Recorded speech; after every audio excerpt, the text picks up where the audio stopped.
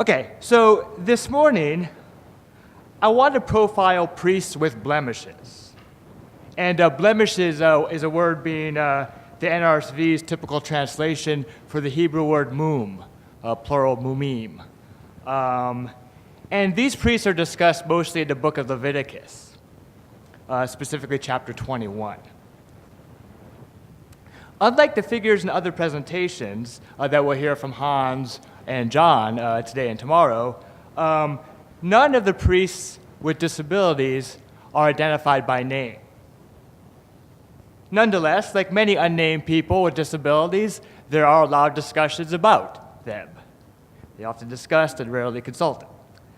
So I want to examine these discussions to understand how Leviticus depicts their experiences of disability within their religious communities. So I tried to pick up a little bit on something that Hans introduced yesterday in his opening remarks.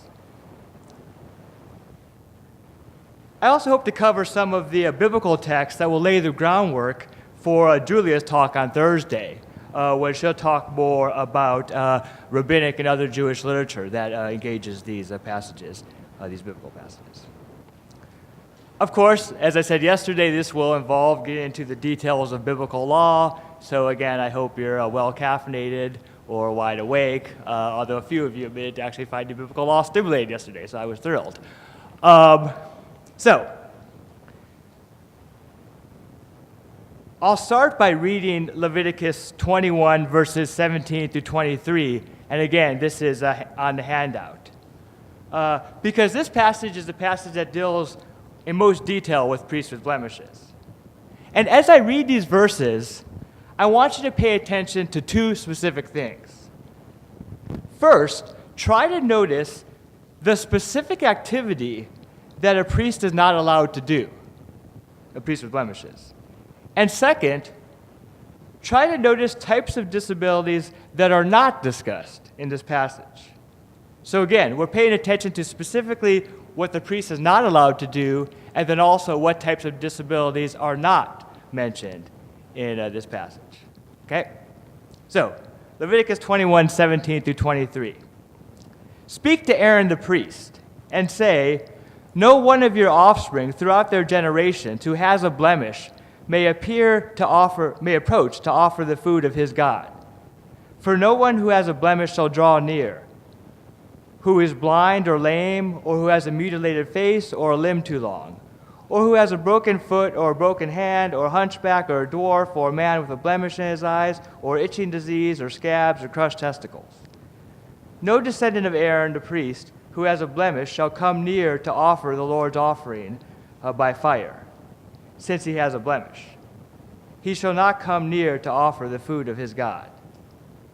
He may eat the food of his God, of the most holy as well as the holy, but he shall not come near the curtain or approach the altar, because he has a blemish, that he may not profane my sanctuaries, for I am the Lord, I sanctify them. End quote. So, you may have noticed that a priest with blemish cannot come near the altar or the curtain. Effectively, this means that he cannot officiate over sacrifices at the altar. It does not, however, place any other restrictions on his priestly service. Also, if you study the blemishes listed, the list does not include anything that we might consider a hidden or invisible disability today, such as a speech, hearing, or cognitive impairment, intellectual disabilities as well. Persons who are deaf are mentioned a few chapters earlier in Leviticus 19:14. In fact, it says, do not revile the deaf. Yet, they are conspicuously absent in this passage from Leviticus 21. Also, if you were to study all of the duties that a priest had to perform at the altar throughout all of Leviticus, like if you go just all through Leviticus, and actually Exodus as well, and some of Numbers, and look at every single thing the priest has to do at the altar, there's only one that involves speaking. This is in Leviticus 16:21. And this one activity is only performed once a year and can only be performed by the high priest. So once a year and only by the high priest. every other duty that a priest has involving the altar can be performed in silence. So there's nothing in Leviticus that prohibits your regular non-high priests who cannot hear or speak from officiating at the altar. Nonetheless, Nancy Easland correctly points out in The Disabled God that Leviticus 21, quote, has,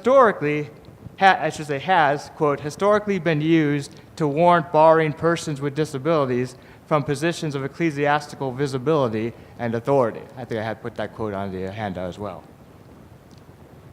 However, we cannot justify such discrimination if we pay attention to what Leviticus 21 actually says.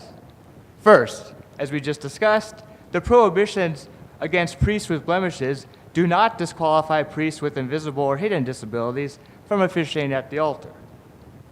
In this sense, the Hebrew term for blemishes is not exactly equivalent to how we might use the term disability today.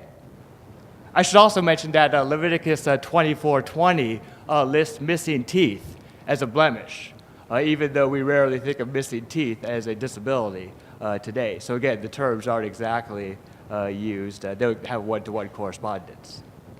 Technically speaking, since discussions of blemishes in Leviticus do not address many types of disabilities, they do not provide a general justification for barring persons with disabilities from positions of authority. Second, it's important to notice that Leviticus 21 never says that priests without blemishes are not priests. Although it prohibits them from officiating at the altar, priests had other highly visible duties that did not involve the altar, like many clergy today. So in the Christian tradition, a pastor does not just give the homily. There's lots of other duties, between Sundays that a pastor is responsible for.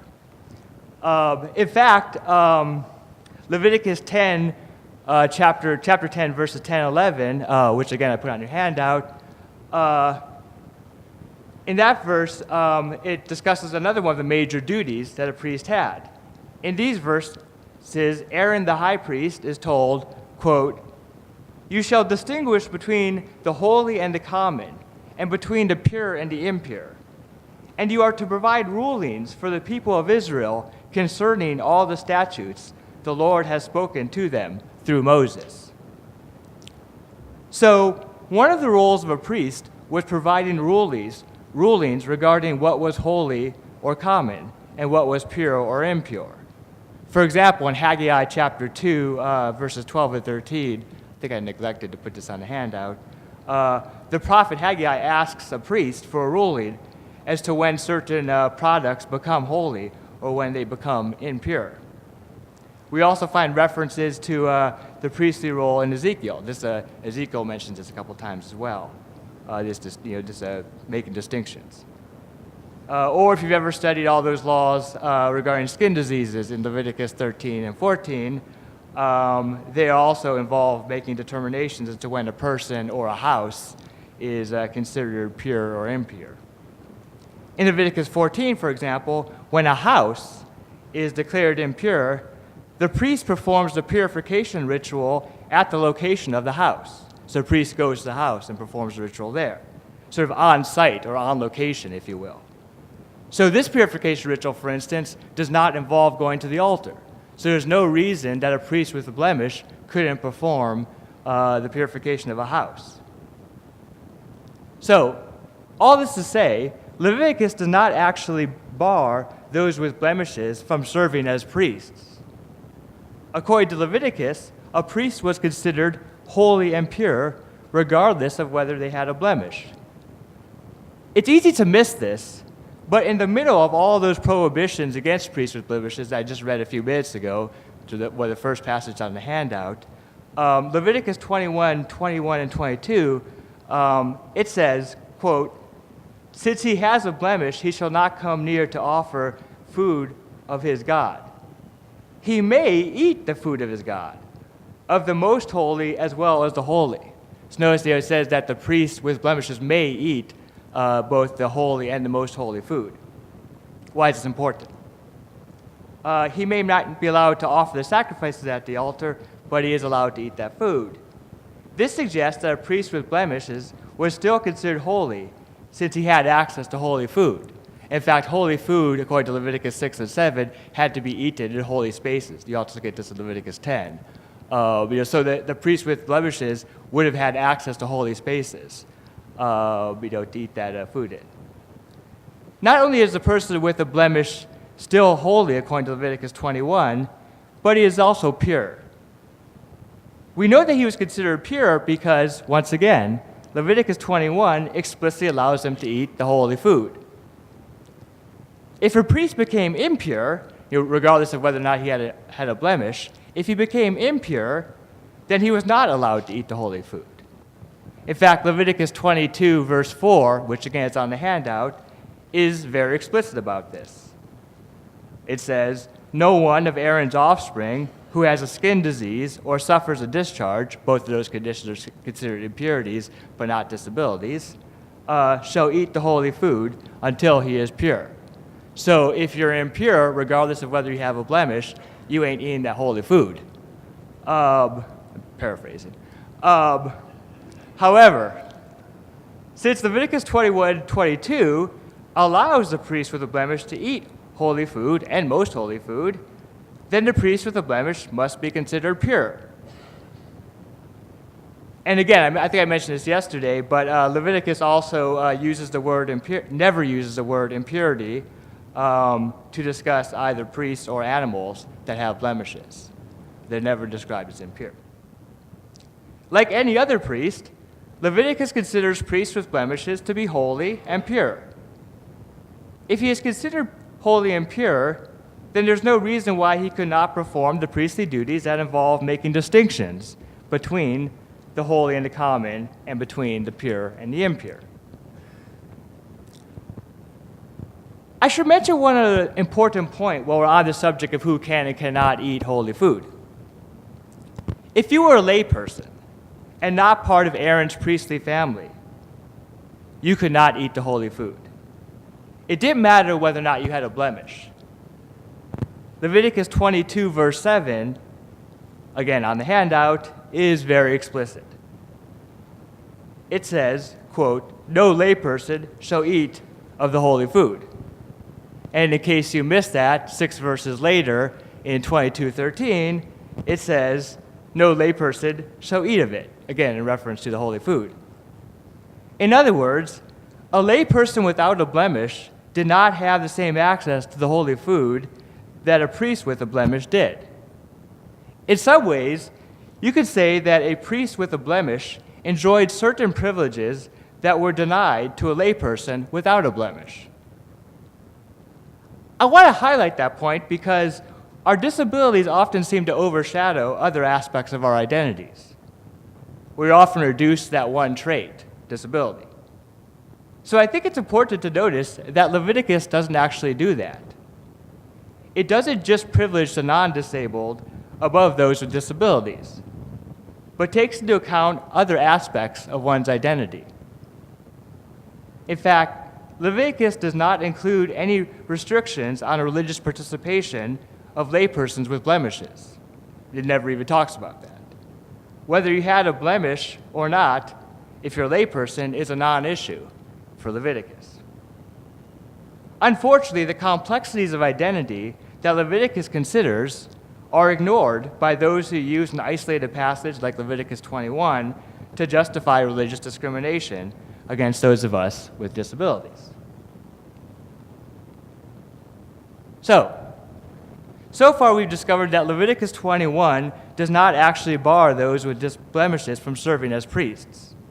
Instead, Leviticus 21 only disqualifies them from officiating, at the altar. Sometimes, biblical interpreters try to figure out why they are disqualified.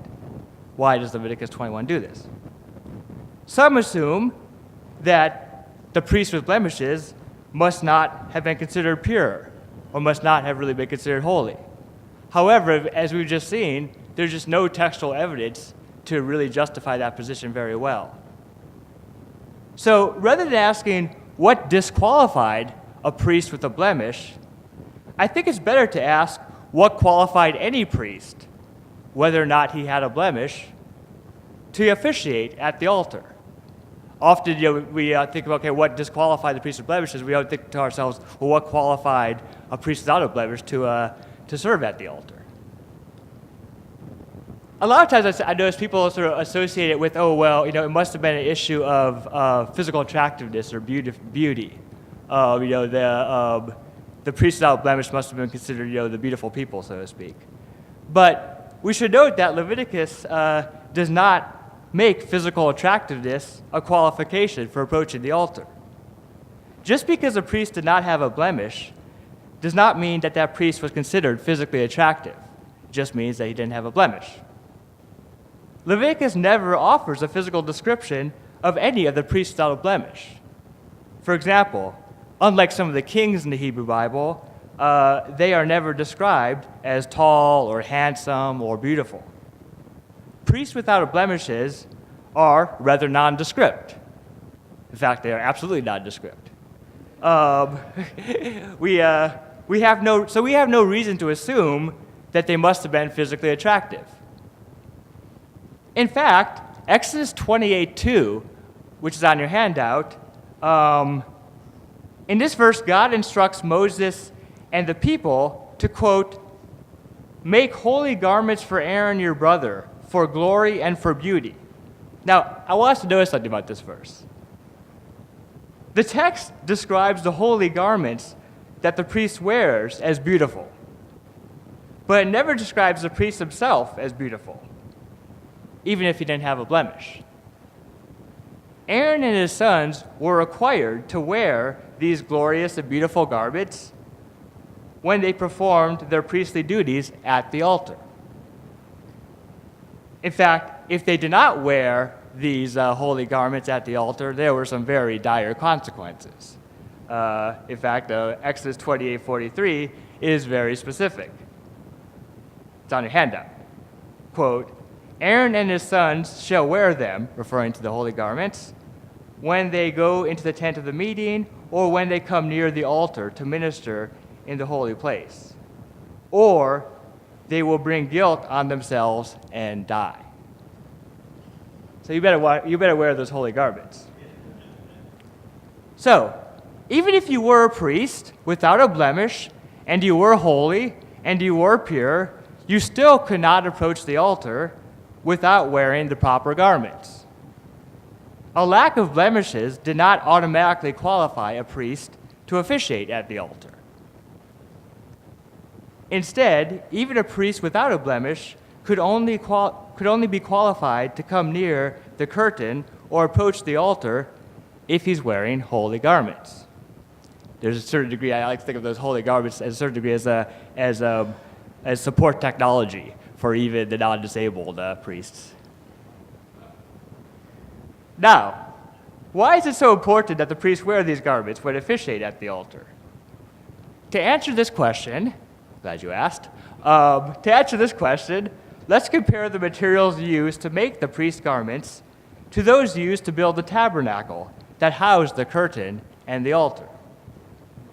Exodus 28, verses 4 through 6, on your handout, states, quote, referring to the people, "So when the people make these sacred vestments for your brother Aaron and for his sons to serve me as priests, they shall use gold, blue, purple, and crimson yarns, and fine linen. They shall make an ephod of gold, of blue, purple, and crimson yarns, and of fine twisted linen, skillfully worked." End quote. These same fabrics and materials are also used to build the tabernacle. During the instructions for building the tabernacle in Exodus 26, 31, and 32, on your handout, the people are told, quote, "You shall make a curtain of blue, purple, crimson yarns, and of fine twisted linen. You shall make a cherubim skillfully worked into it. You shall hang it on 4 pillars overlain with gold." End quote. So, both the holy garments that the priest wears and the curtain of the tabernacle are skillfully made of blue, purple, crimson fabrics, twisted linen, and gold. So, when the priest wears the holy garments, they essentially allow him to blend in with the curtain because they are made of the same material. Even if a priest without a blemish is not necessarily considered physically attractive, the holy garments functioned as a sort of camouflage that minimized the visual attention that he might draw to himself when he performs his priestly duties at the altar. If the priest does not stand out when he draws near the curtain, and he can perform most of his duties in silence, his presence near the curtain and the altar may not detract from the glory and the beauty of the tabernacle, sort of the reasoning behind that. However, a priest that has a blemish has a distinguishing physical characteristic. Unlike priests without blemishes, his appearance is not nondescript. In fact, if anything, it's overly described in Exodus 21, those verses we read in 17 through 23.